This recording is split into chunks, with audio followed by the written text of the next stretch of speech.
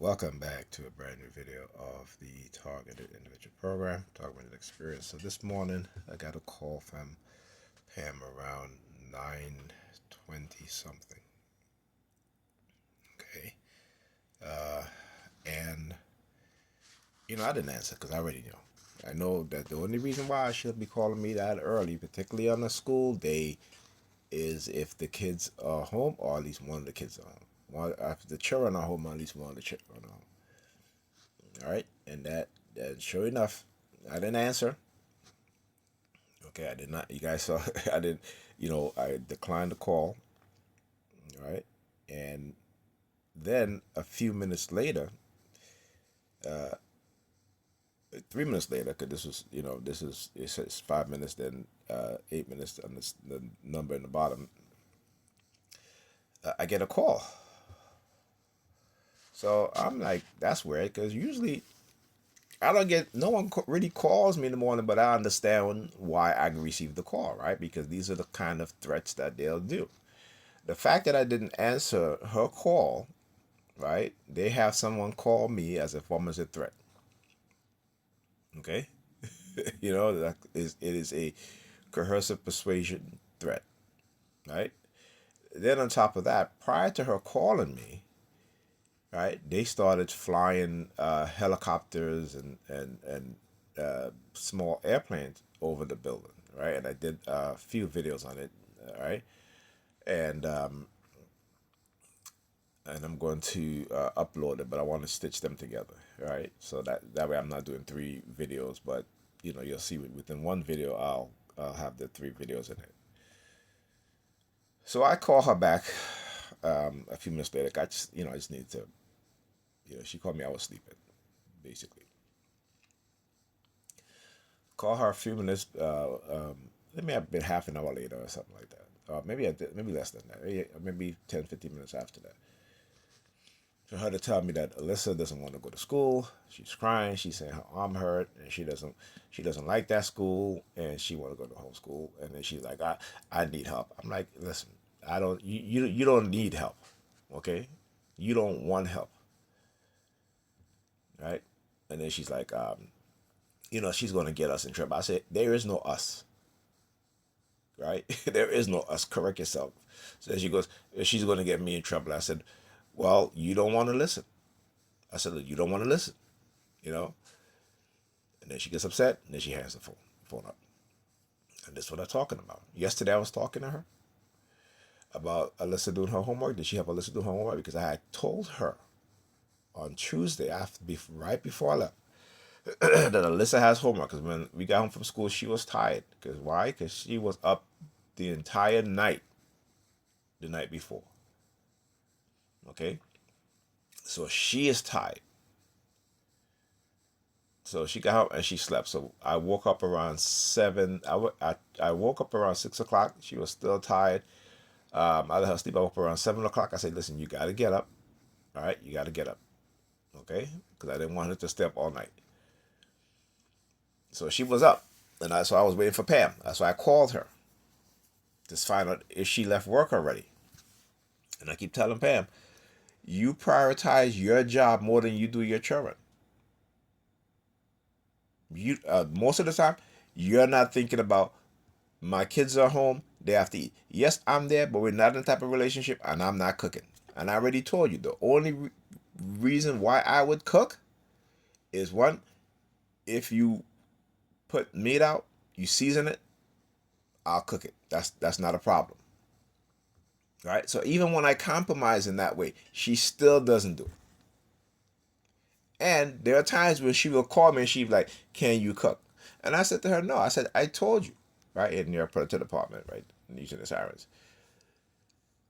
I said to her, I told you, right? If you want me to cook,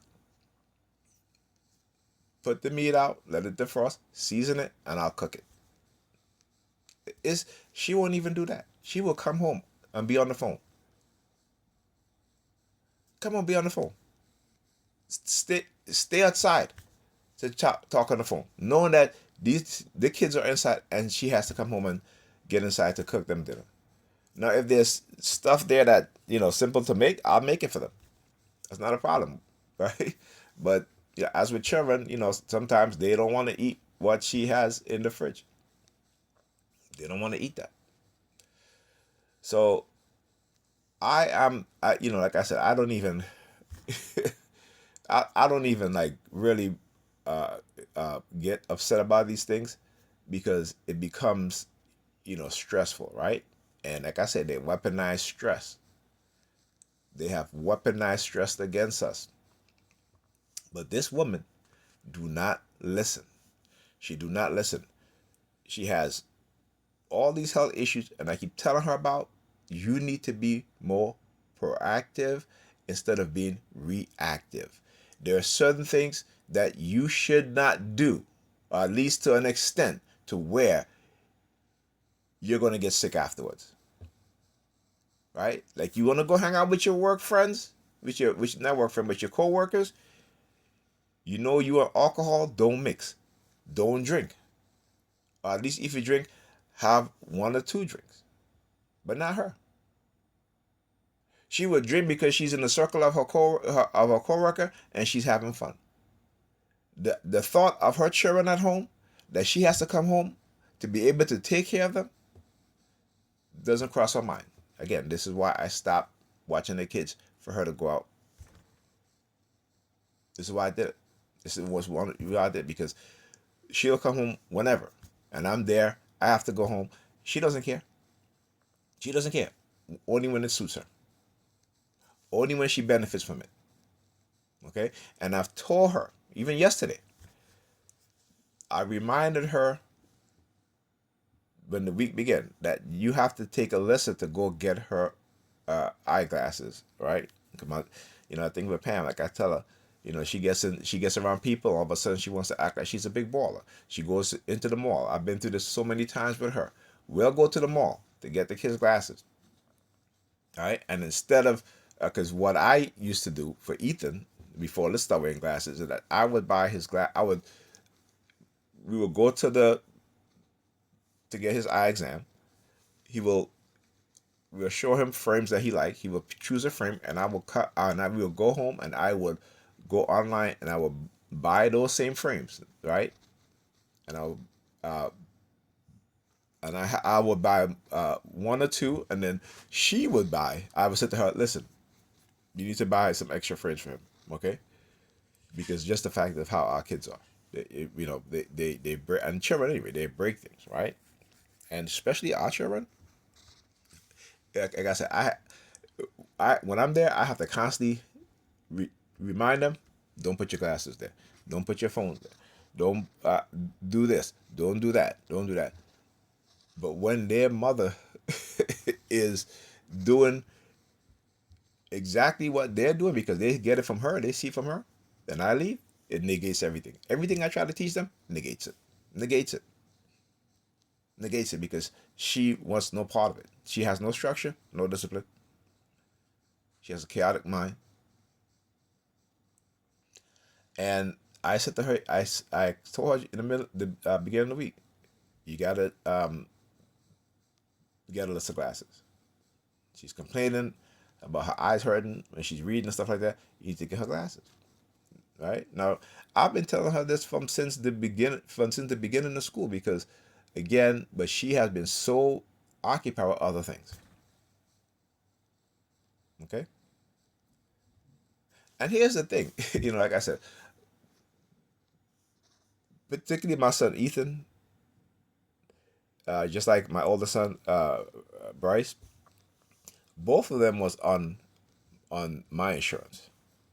Okay, their mother took them off of my insurance, so just because they can claim get more money back when it comes to tax time.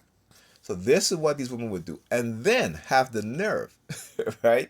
To my eldest son, his mother had the nerve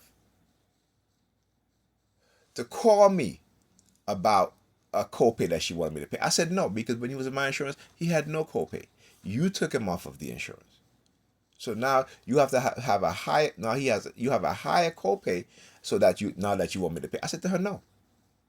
Same thing with Pam. Ethan was on my insurance. She took him off of my insurance to put him on her insurance because that way she can get more money back when tax time comes, right? And so this is why there's certain things I would not do. This is why she's doing it, taking care of the glass. I will buy the frames. I'll buy the frames. No, not an issue.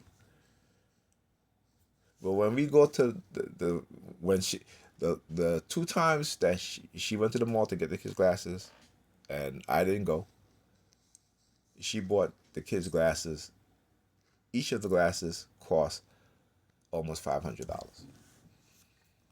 Okay, that's to tell you, because she wants to play big baller. She turns into a total different. When I talk about women, particularly black women, how they have this, they have split personalities, because this is what white supremacist society has done to us as a people, but particularly our women, right? This, when she's not the first. I've seen it in multiple women that I've come in contact with, whether I'm dating them or whether we're just friends, whether we're co-workers. They turn into a totally different person, right? And make sure you're like, who the heck is you? Like, who are you? But this is so common in the black community. This is so common. That's why I said, women are the ones talk about code switching. It ain't code switching, man. That is your other personality that you have. Okay? Because I tell you what, you go to a psychiatrist and you talk about that shit, they'll tell you, no, you have another that's multiple personality disorder.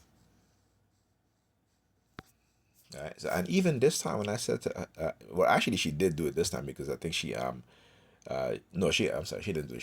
She got insurance for the kids' glasses, right? And I said to her, okay, so you got insurance on the kids' glasses, which you end up paying more, right? And it's only going to replace one.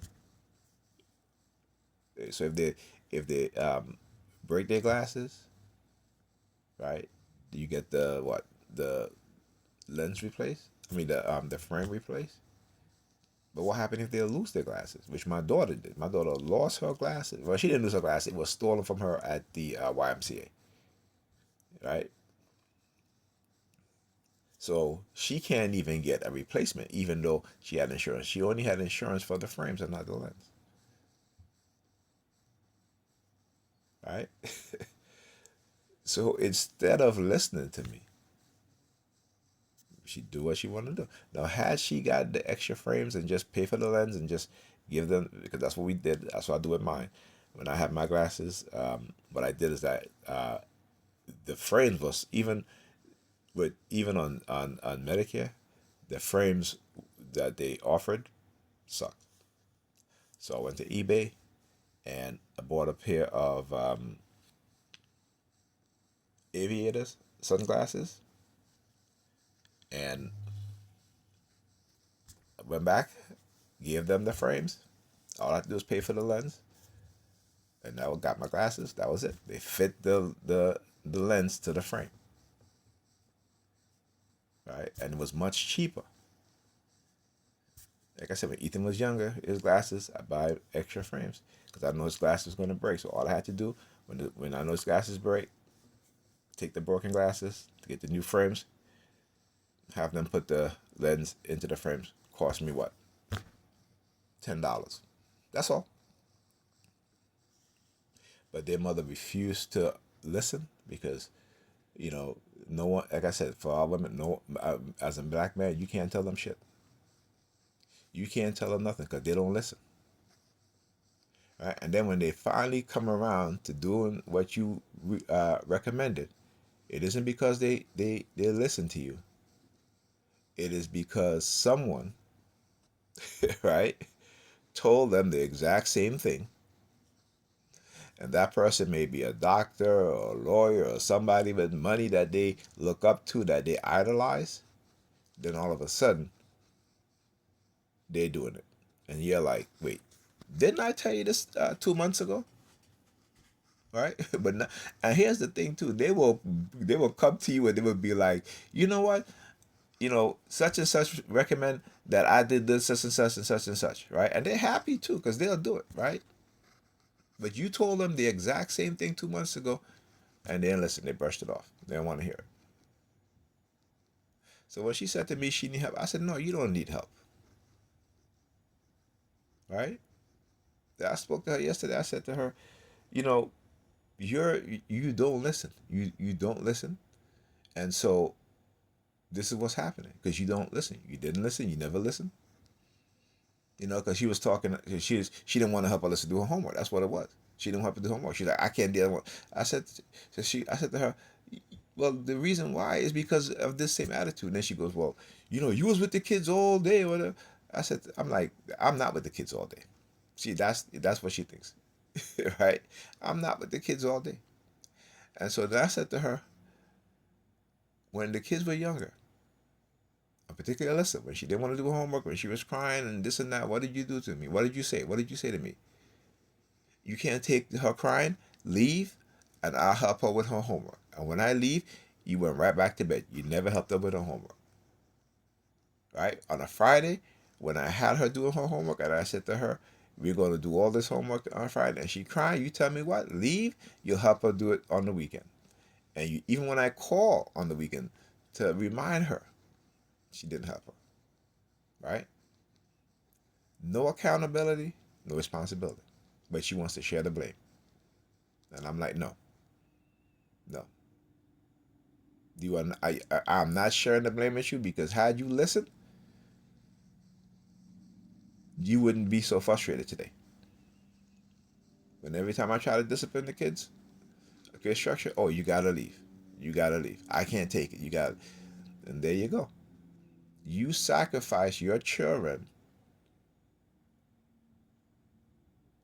right, for your so called peace, for your job, because she was only concerned about herself and what it is that she wants. When she told me I want what I want, and that's it, then I knew. Women who say that, right, are narcissistic. They're selfish. Because let me tell you, the vast majority of them, when they say that and they get what they want, they regret it. They regret it. Why? Because they're trying to do or get something, right? That person or that thing they can attain or that person they can't get. But they get whatever temporary satisfaction they get out of that thing or that person, that's enough for them. Right? This is the feminist ideology, mindset that is conditioned within women and black women in particular. So, if you're walking by, but they do this all the time. This all the time. So then, also, so after the helicopter flew over this morning, my sister got up and she was like, "Oh, um, this is good entertainment."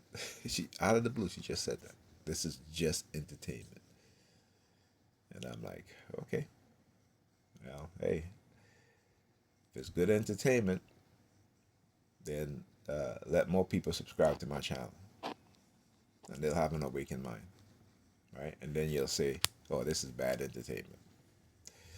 And yeah, talk to you guys in the next video.